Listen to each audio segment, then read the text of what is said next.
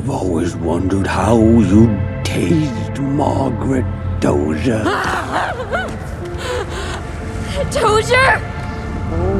But not yet. Not Dozier yet. First comes love, then comes marriage, then comes Rachie in the baby carriage. He said, I'm gonna have a son. And that he and his friends, that they kill him in the future. Unless he dies with you. That's why he wanted to kill me.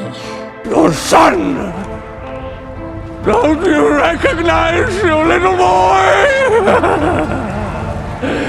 The seed of your stinking loins and his filthy friends bring me my death.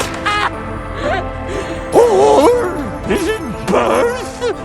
To him, the past, present, and future are all the same. I get confused. Tomorrow, yesterday, it's all the same for little Pennywise.